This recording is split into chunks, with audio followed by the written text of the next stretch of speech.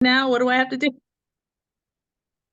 Hello, hello, hello. I am Valerie Day, and I am the host of the podcast Prayers and Pussy. And I am super excited today. This is episode 9, and we have Denise Estrada in the house. And Denise is a Oh whole my God. Denise is a holistic wellness practitioner, and she has been a licensed acupuncturist for 11 years. And we are going to talk about her journey of getting into acupuncture, my journey of getting into acupuncture. And, maybe if we have time, we'll get into that kind of mind body connection. And I'm just super excited to have Denise here so you can get to meet her. Hold on, we've got some noise going here. I am an advocate of acupuncture. And so I want you guys to hear all about it. So, Denise, I'm going to pass the baton to you. And why don't you tell us, how did you get into acupuncture? How did you find this path? Acupuncture. Well, I'll tell you, the first time I ever saw acupuncture was in a movie with Steven Seagal. I must have been like, I don't know, 6 or 7. Um, and he was lying on a table with many, many needles in him. And I understood that he was doing that to heal from something. Mm-hmm, mm-hmm. And it just made it left an impression. It left an impression. It was like this mysterious way of affecting the body to heal it. And my mind Yes, didn't put it all yes, together at the time, but I was kind yes. of like really intrigued. And it just kind of stayed there, in my Rolodex for a while. And it was a couple of decades that I was living with a chronic headache and migraine situation. I must have been 12 when I started getting headaches regularly, and I never realized, why. I never knew why. I just, would take a lot of Tylenol and a lot of Excedrin, and I became aware that that is not good for the organs, the liver and spleen and stomach, particularly. Mm-hmm, mm-hmm. So I, uh, I just tried medications that were prescribed by the doctor.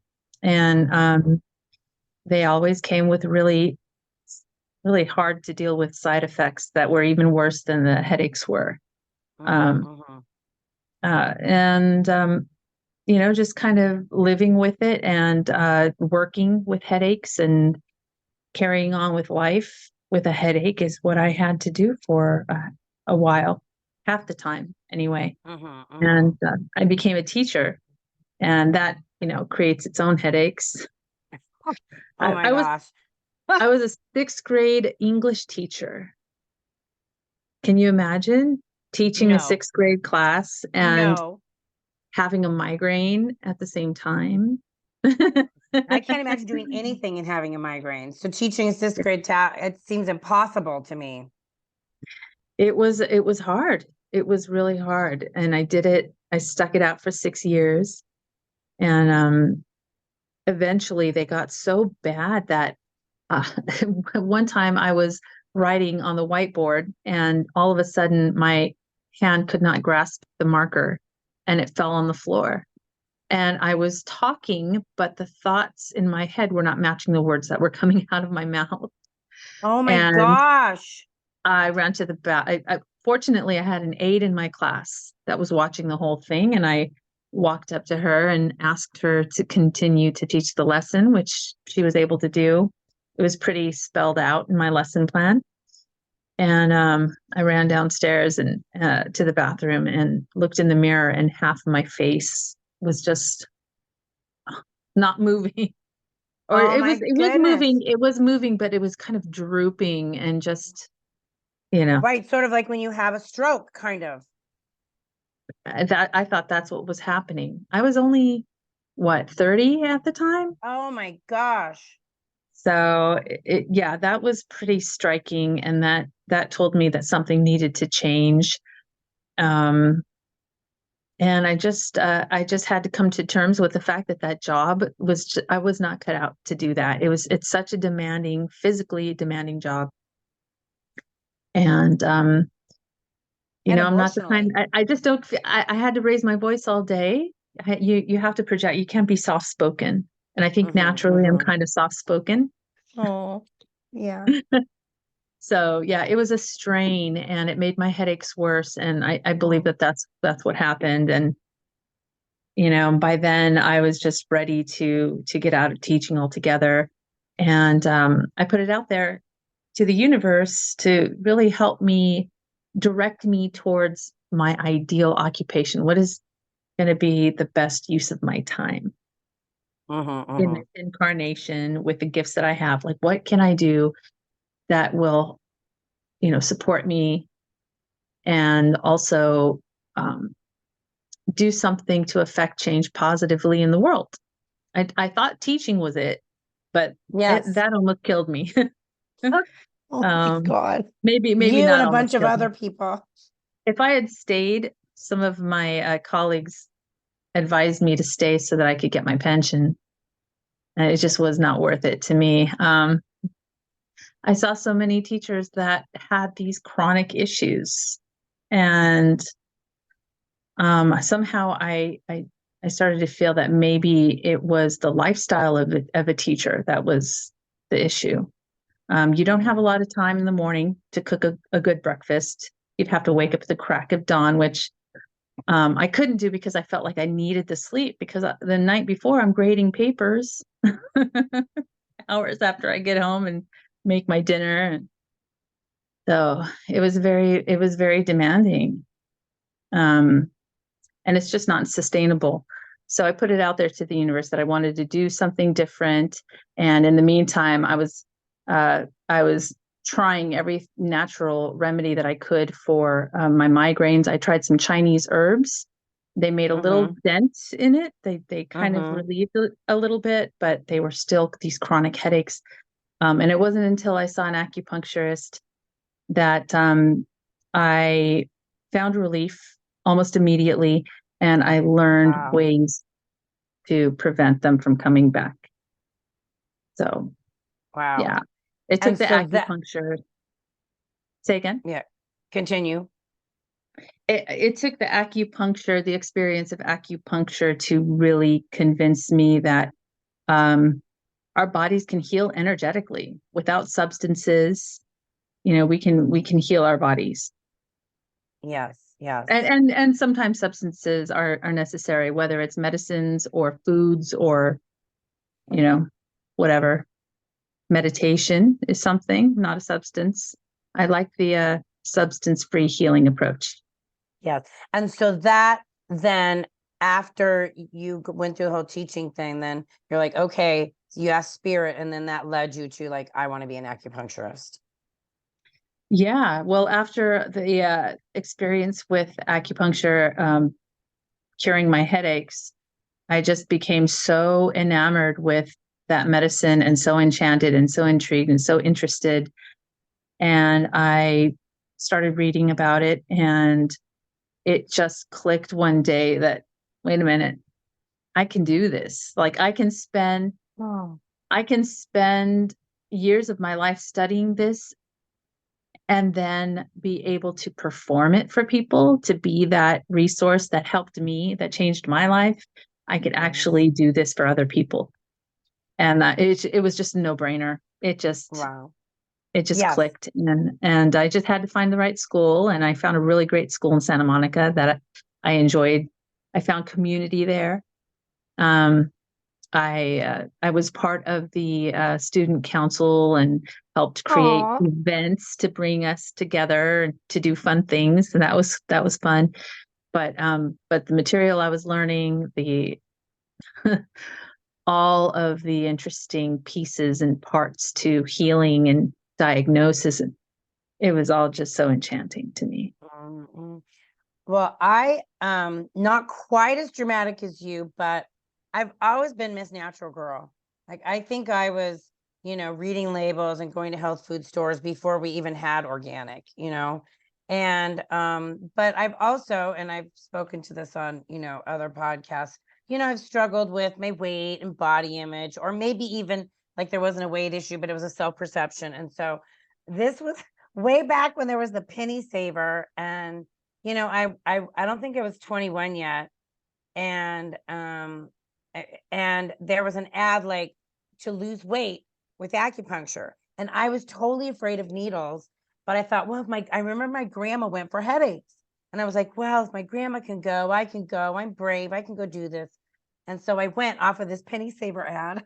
So funny to think I went to acupuncture off of a penny saver ad. It makes I me laugh. remember the penny saver. Right.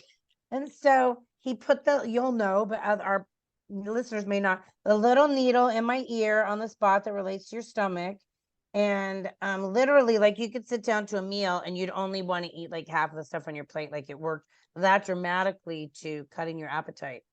But what he did that was so much more profound, like, I didn't really have even need to lose weight back then. I just had poor perception of self. But he did a full exam, and I had been diagnosed with Epstein-Barr virus. And it took the Western medicine doctors forever. Like, I was sick and kept getting colds and over.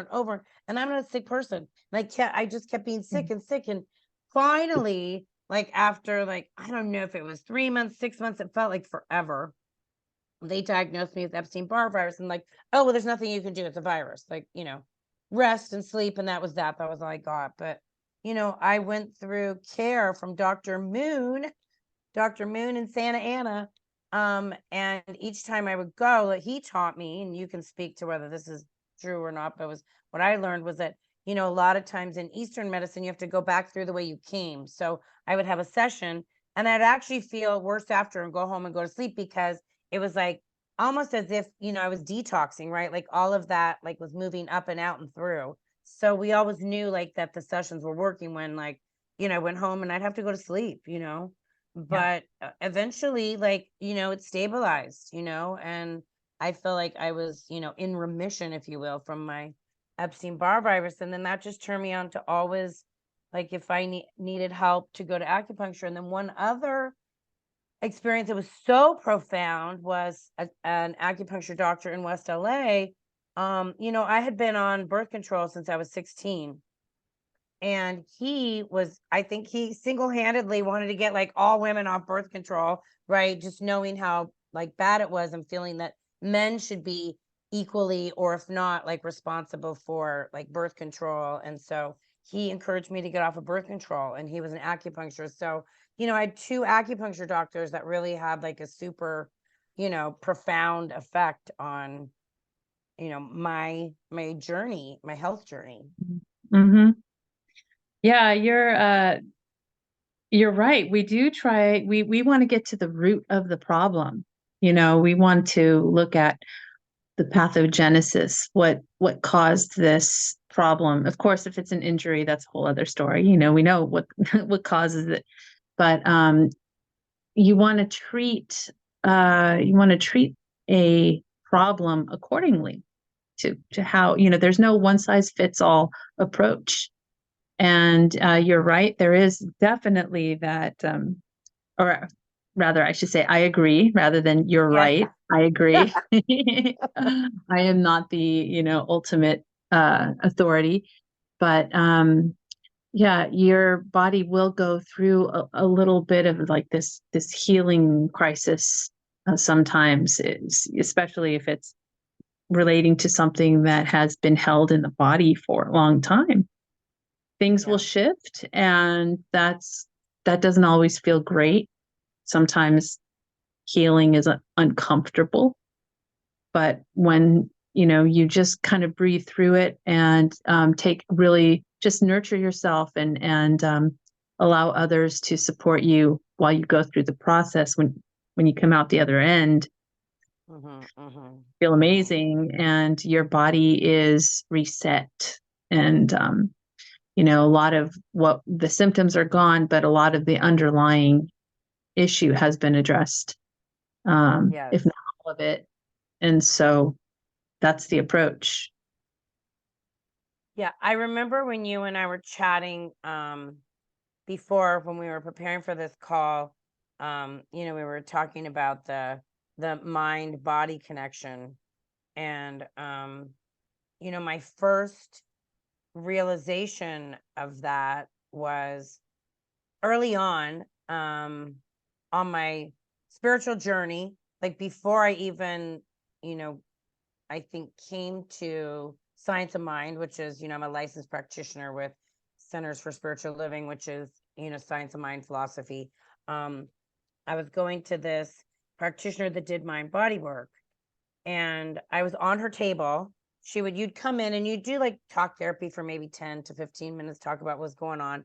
And then she'd do some energy work on your spine, moving the energy through your spine. You'd get up on a massage table, and she did this really deep work that was pretty painful, because it was really about connecting with the emotions within the body. Well, so it was early on in my work with her, and she was on this spot in the bottom left of my back.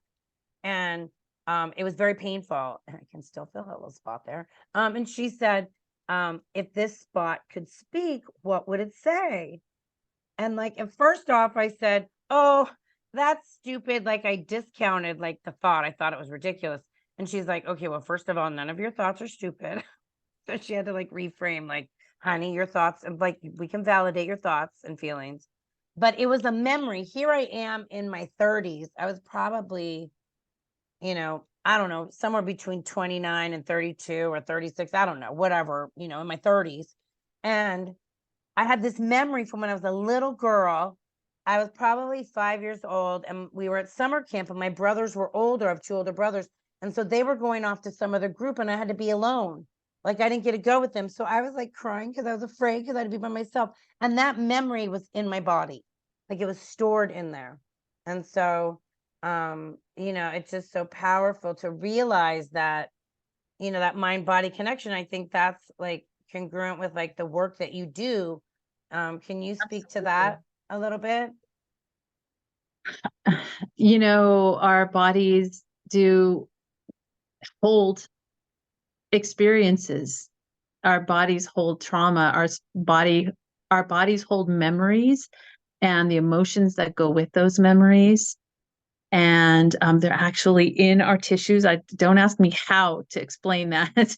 I know.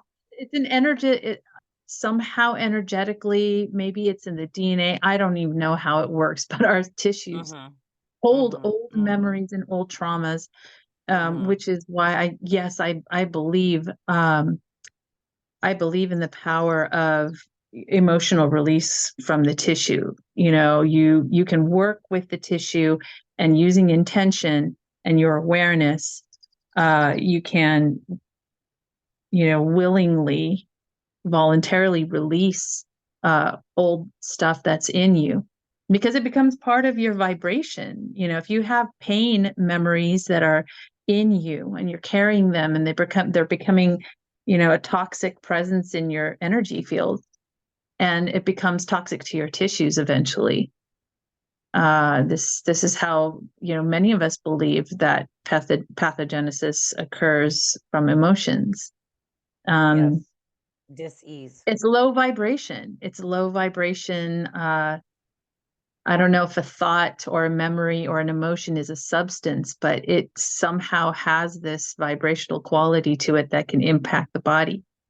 Just remembering remembering things that have occurred in a person's life, even if it's a good thing. Have you ever had a memory of some really fond memory, and you just become like, you smile and you feel it? You feel the emotion as though it's happening right now. Yeah. Your body doesn't know the difference of between a memory and something that's happening right now. So if we can get our minds to be in places that are in alignment with where we want to be health-wise, where we want to be emotionally, if we want to be happy, then we're going to have to think happy thoughts. And I know that sounds really trite, but it's true. It's true. It is true. And I'm not saying only think happy thoughts, guys. Try not to ever pay attention to anything that's going to make you anything but happy. That's unrealistic. The thing is, we have to be very elastic and keep ourselves very flexible and springy, and know that when we have emotions, when we have experiences, when we have traumatic things happen in our lives, we need to really be present with our feelings and let ourselves feel and not reject it and not stuff it down and not sweep it aside and not try to slap ourselves to stop feeling, that's all not healthy for the body and mind and spirit. Right. Things have to take their course without judgment and with compassion and with allowing and with space. And then, sometimes we want to wallow a bit too long, in which case our friends can come around or, by some hopefully divine intervention, we realize, okay, it's time to snap out of it. I've been mourning for like 5 months now and I need to get on with my life, Yes. But sometimes we don't know that we've stuffed something away. We think that we've gotten over it and it's still there. And those things are the mystery pain. Like, why is my shoulder killing me? I haven't done anything, or why do I have this pain in my lower back? Oftentimes these are things that we stuffed away and we think that we're good about it. We're over it and we're not, we've gotten over it and gotten past it. But we sometimes, like a squirrel stashes away nuts. Right. We stash away our pains. We do. And that's why so many of us have so much pain. I believe that's in my humble opinion, in the work that I do, coming from that kind of recognition of the spirit as part of the body intertwined with the body. That's Chinese medicine.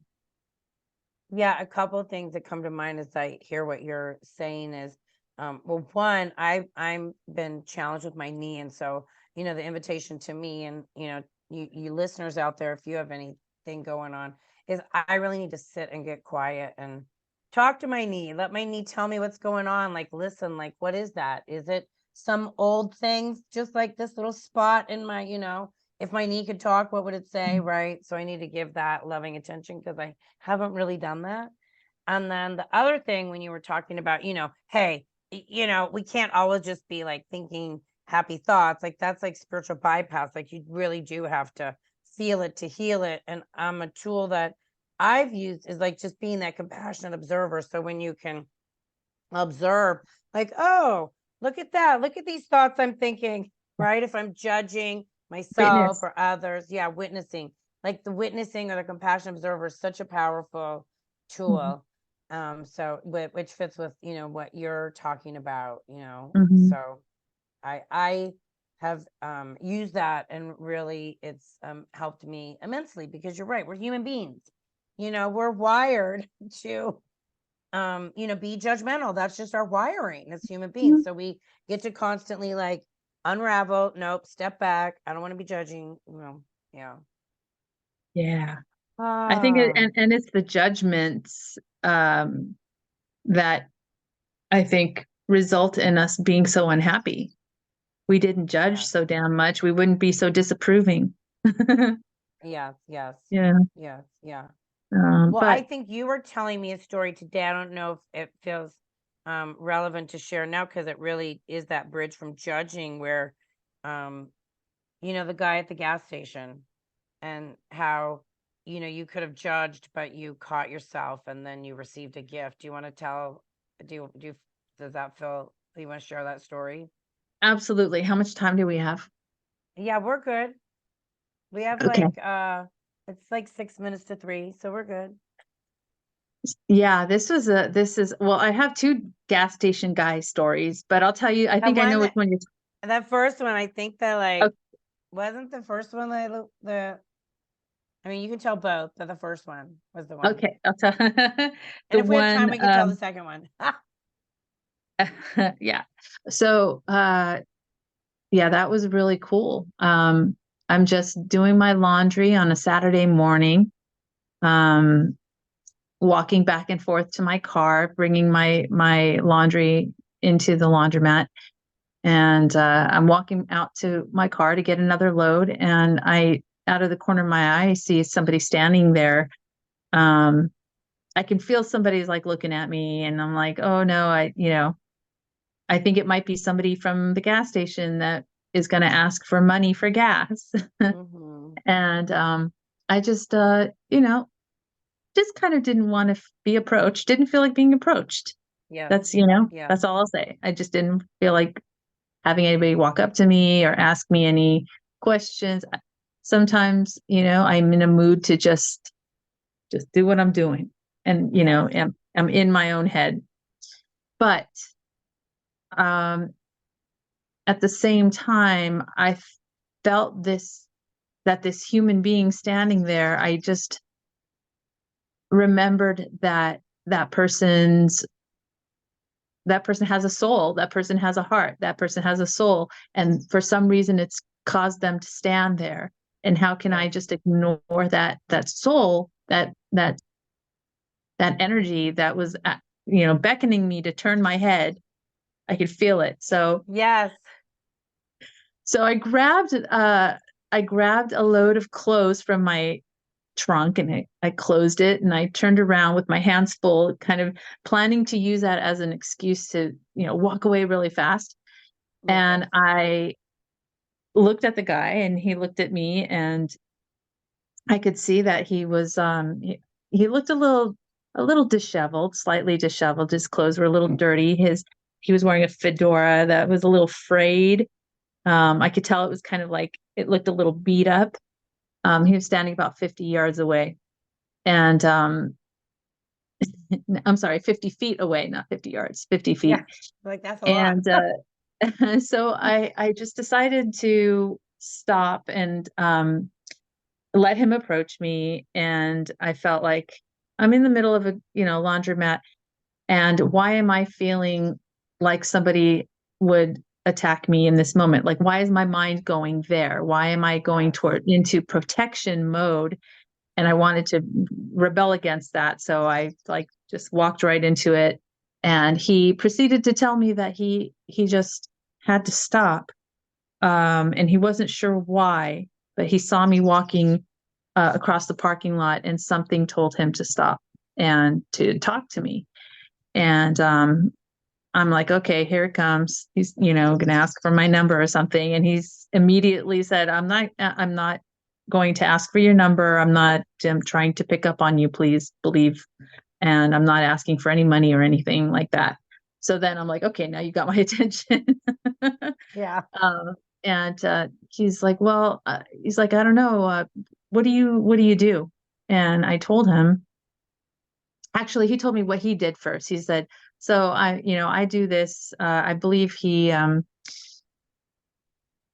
gosh, I don't even remember exactly what he said he did, but he told me what he did first, and then asked me what I do. And I said, I'm a student. And he said, a student of what? And I said, traditional Chinese medicine. He said, oh, really? He said, well, what are you going to do when you graduate? What do you do with that kind of education? I said, well, I'm going to be an acupuncturist. And he said, wow, that's fascinating. And he said, well, what kind of people do you want to work with? And I started telling him what I was interested in, things that related to my own experiences in life. And he said, well, he goes, have you heard of Louise Hay? And I said, no. And he immediately like, oh, okay, this is why, source told me to stop. I believe he said source, or I it was love that. God. It wasn't God, but it was like a word like source. Maybe it was source. But he said, this is why I had to stop and talk to you, because I had to tell you about Louise Hay. And so he explained to me that she was, this pioneer of holistic healing, and really helped a lot of people realize that they had trauma that was causing problems in their health and in their lives. And just, literally wrote a book on healing your life, healing yourself, healing your life. It's called You Can Heal Your Life. And he told me, go check out this book. This is going to really add to what you're learning. And I went and I looked up the book, and immediately, just reading the synopsis, I immediately knew that this was a book that I had to get my hands on. And after reading it, I ordered copies for my friends and my family. And yeah, it really has added to my practice. I mean, I had learned myself that you can heal yourself, but the stories and the case studies and to the degree to which people have transformed their lives just by changing their thoughts and their Yes. understanding and developing their intention. Um, it was just so, I was so impressed. And again, just wanting to know more, wanting to learn more. I was intrigued. I was enchanted. I was just taken in by it. And yeah, so Louise Hay and this gentleman that just pulled over, driving down the road, sees me walking across the parking lot, pulls over to tell me something. He just knew he had to give me some information, but he didn't know what. But it ended up being something that became really, really important in my life and in my work. And yeah, I guess the lesson in that is, don't judge a book by its cover, and don't Right. let fear keep you from connecting with people that Yes. I know we're taught not to talk to strangers as kids, right? Right. But as a woman, and I'm not sure if, there may be some men as well that have that really strong intuition where you just kind Yes. of can really read a person energetically. You could feel it. You have to trust that. You have to trust your gut. You have to trust your intuition. You will know when you're, standing across from someone that is threatening or someone that has bad intentions. Um, Yeah. I think it behooves us to really work on strengthening that if we don't have that. It's never let me Yes. down. Right. It's like because we're we're taught, right? You like you said, to judge, to be afraid, to not interact, and especially right in a gas station or a grocery store parking lot, like they're like we're programmed thinking like, oh my God, like you said, he's gonna ask for money, blah, blah, blah. Right? And so it's the invitation, um, for sure. And um I had a similar experience, but I Airbnb my guest bedroom, and I won't share the long version of the story, but the short version, similar to where, I had judgments and I thought like, oh my God, and then, when I released my judgments and chose, I could have been in fear, but I chose like, okay, what would love do as I learned from my dad, and really just seeing like not being afraid, honoring this person from love. And then it resulted in, us having a conversation where I spoke about um I don't know why I feel this way. I don't have any family members in jail. I'm not connected to like our prison system. But when I learned that our prison systems were for profit, I was appalled, like almost to the point of wanting to be an advocate. And in interacting with this Airbnb guest, I shared that. And he's a young Black man. Here I am, a white woman. And for me to share that with him, he then felt safe to like admit that he had previously been in jail. And it was this whole healing moment. And if I would have been afraid, right, I would have had a miserable experience. But like you, right, like a healing opportunity happened where I got to experience my own like choice of let's let love in here, and then to see like how the whole thing like blossomed and evolved. And I am gonna one day write an article, Airbnb as a spiritual practice, for sure. You And should. then That's a beautiful story. yeah, You should yeah, share thank it you. like Yeah. far and wide. And on Elizabeth hey, Louise Louise Hay. Hay, not Elizabeth, Louise Hay, why did I say Elizabeth? I've done mirror work. I've been this, like I talked about on one of my earlier podcasts when I talking about body image, and she worked with HIV and AIDS patients doing mirror work, and she's just amazing, like practitioner, just a powerhouse. So, like, how Beautiful. awesome that you got to experience that. Yeah. Yeah.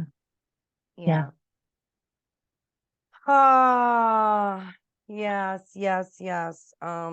Well, is there anything else that we want to talk about today? Is there anything else on your heart that we need to share with our people?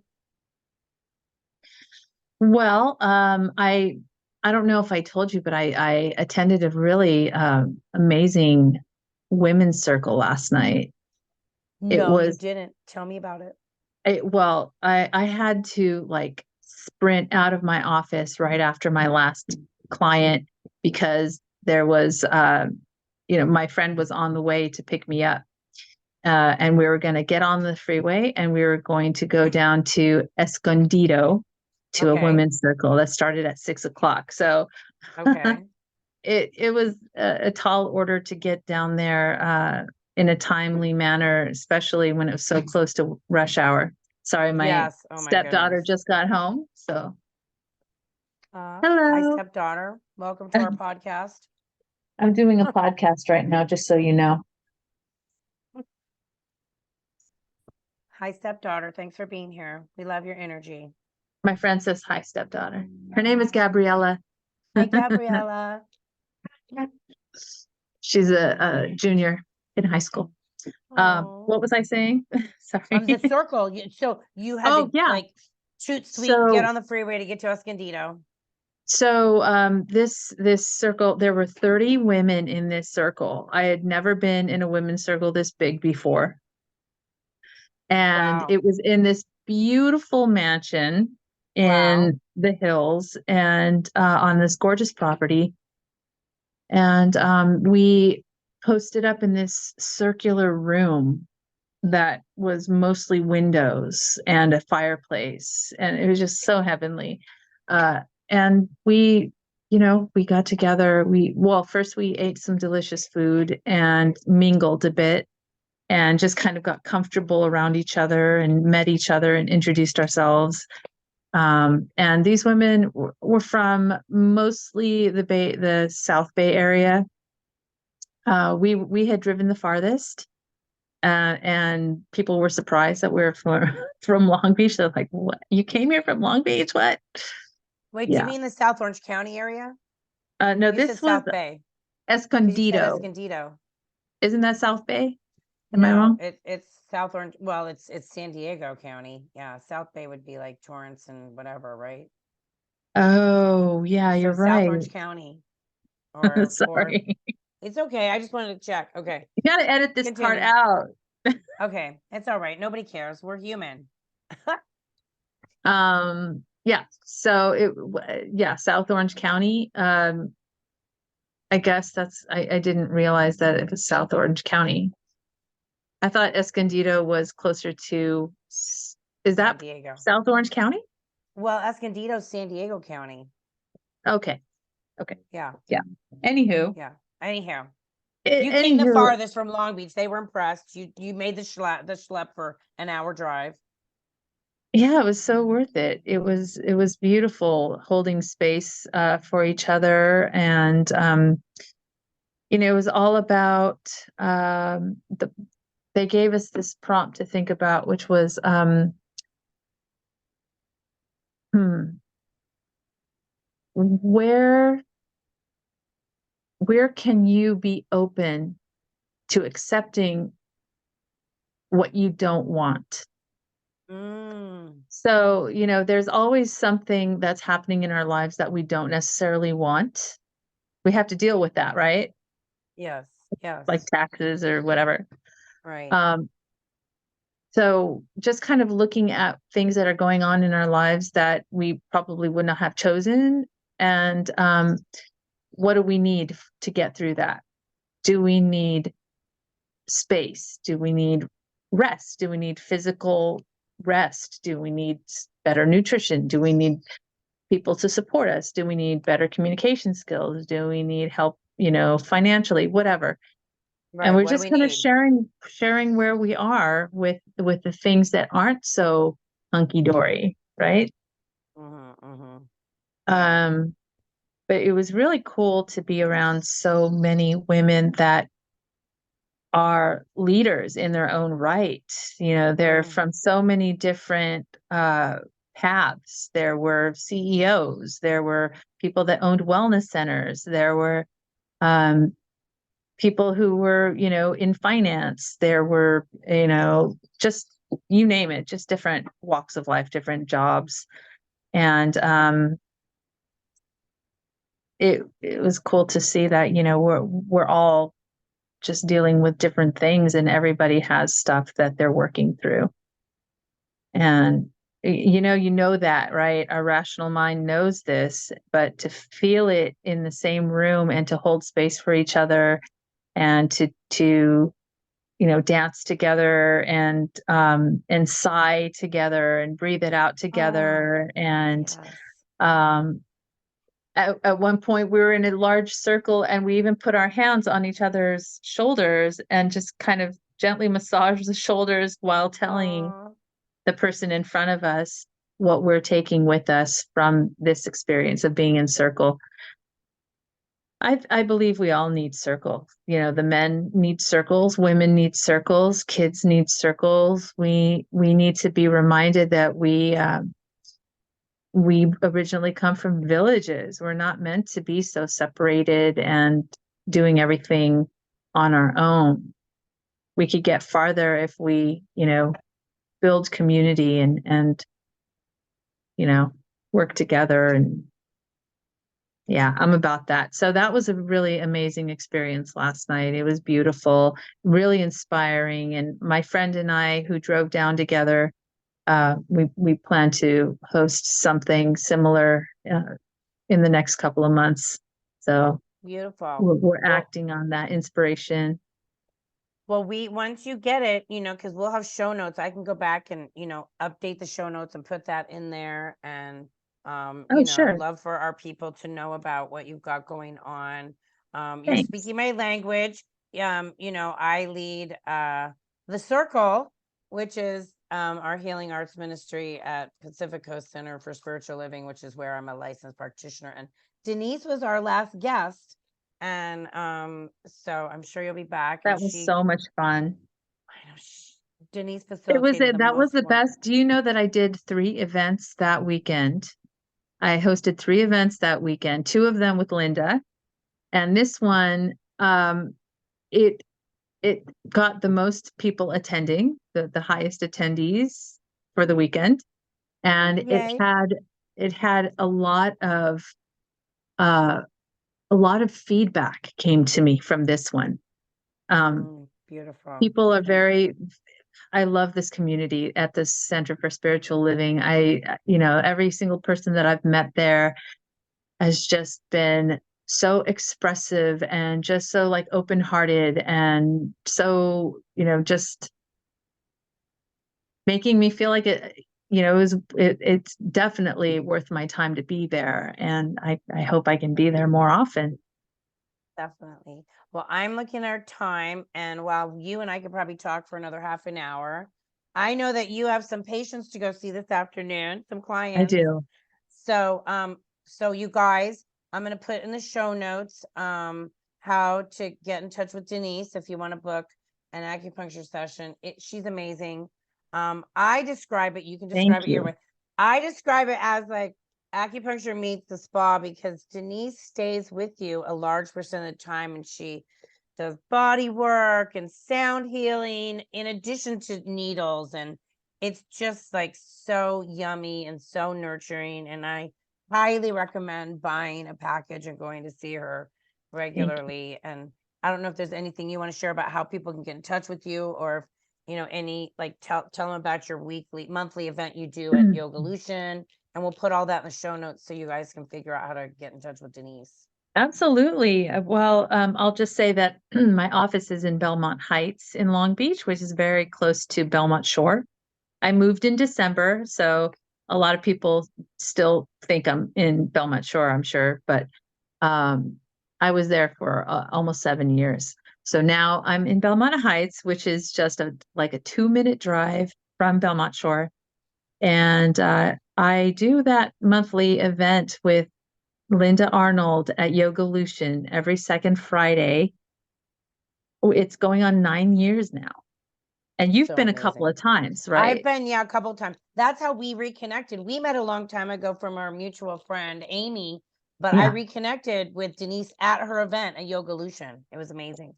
And that's how Yeah. we've started, having her come to the circle. And yeah. Oh, and that and Yogalution is another just beautiful community that It is. I'm so grateful to have plugged into. It's all about community, sister. It's It's all all about about community. community. Yes, So, yes. And um Denise also, maybe annually or semi-annually participates in Sonic Devas, and it's beautiful. And so yeah, you'll have to see her there as well. She's a sound bath queen. yeah. Yeah. All right. Sonic Well, Davis. I definitely recommend checking out Sonic Davis on Spotify because we just released a single. So check that out for sure. It's beautiful music arranged by Linda Arnold, album produced by Linda Arnold and Luna Asheri, I believe her last name is. And it's just mhm. beautiful music. Just so gorgeous. Well, we'll Yeah. put all that in the show notes. And I'm just going to do a quick closing prayer because I like to end our podcast with a prayer, and then we'll close out. So just recognizing that one mind, that one power, that one infinite intelligence in all, as all, through all, my life, the one life. We just give thanks for each person that is hearing this podcast. We give thanks for Denise and the work that she has said yes to doing in the world, and the gift of service and love and healing and wholeness and infinite possibility that she is. We know that our listeners are nourished in exactly the way they needed today by being enlightened, by hearing about this holistic way of caring for their body temple and the mind body connection, and just we release into this prayer field any judgment, any stuff, any story, any old patterns and way of being, just recognizing, affirming for all of our listeners peace, wholeness, love, beauty, infinite possibility and prosperity. And so I just give thanks for all that has been known, felt, witnessed, shared, experienced today. I release this prayer to the action of the law, knowing it's complete, knowing it's done, saying, and so it is, and so I let it be. So Amen. it Amen. is. Mm, And you thank you, can find sister. me on valerieday.com if you'd like to book a spiritual counseling session. And in the show notes, I'll have a link in case you want to go to my meditation that's Monday through Friday at 7 a.m. And we're going to sign off. But you can, yes, you were starting to say thank you and I interrupted you. Love you, Bye. everybody. All right, let's see. I got to stop my recording. Where is that? All Stop video. right. All right. All right, sister. I got Bye, to jam on honey. it. Okay.